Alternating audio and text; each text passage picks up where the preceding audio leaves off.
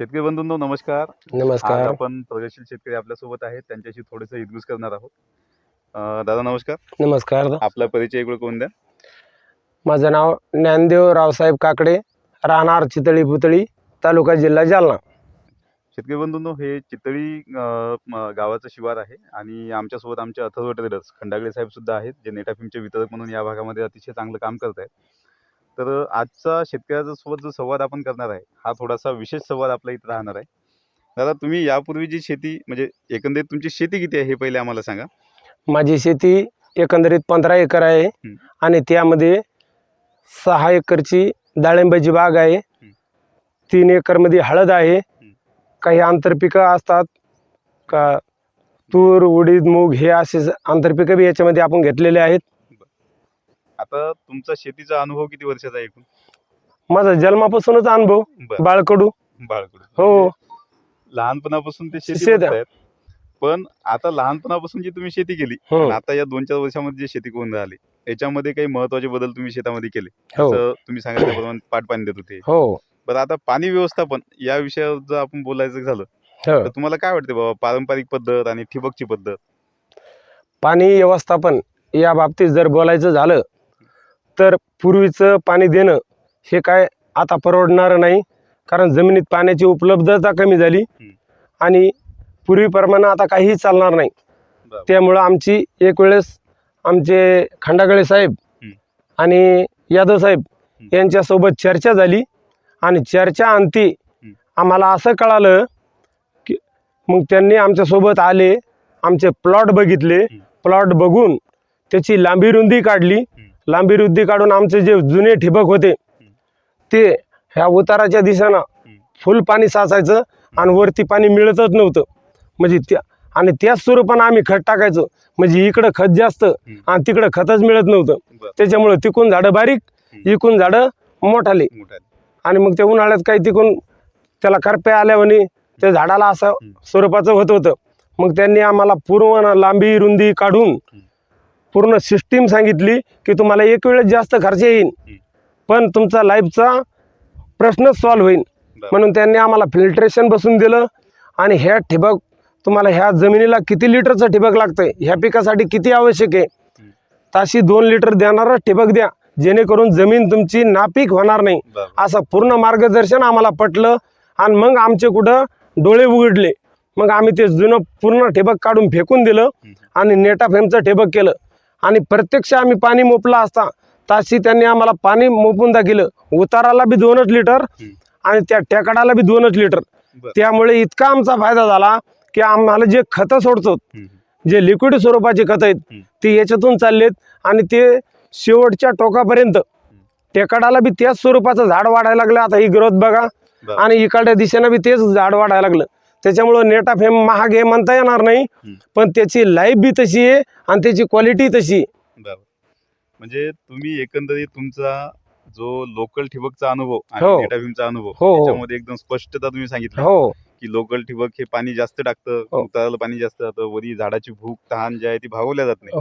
बरोबर. म्हणजे तुम्ही एकंदरीत समाधानी आहात या ठिबक बद्दल? 100% समाधानी आहे.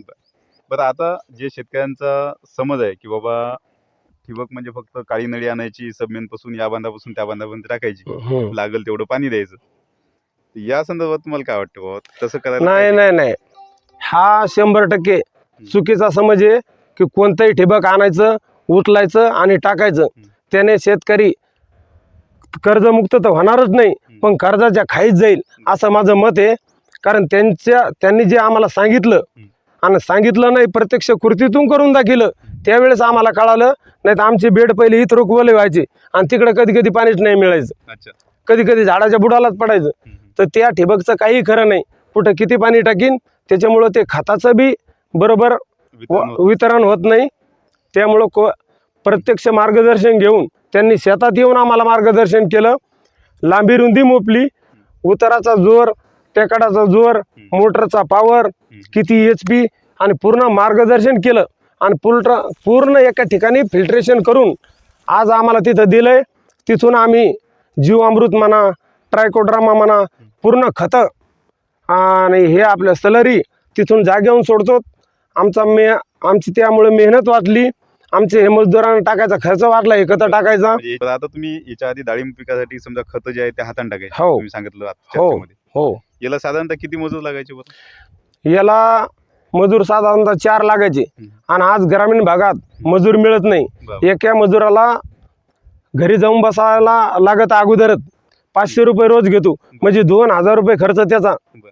आणि ते बी कुठं खत जास्त टाकतो आणि कुठं कमी टाकतो, त्याच्या मागच राहावं लागतं. बरोबर. त्यामुळे इथं समान मिळतंय.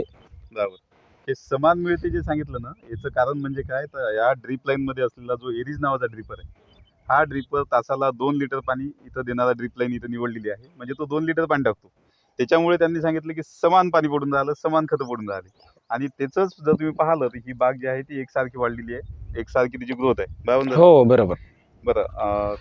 आता अजून एक तुम्हाला महत्वाची गोष्ट विचारायची की बाबा शेतकऱ्यांच्या डोक्यामध्ये जे बसलेलं आहे हं. की ठिबक या वर्षी आणलं, दुसऱ्या वर्षी आणायचं, तिसऱ्या वर्षी काढून फेकून द्यायचं आणि डबल आणायचं, हो, हे योग्य आहे का? अजिबात हे योग्य नाही.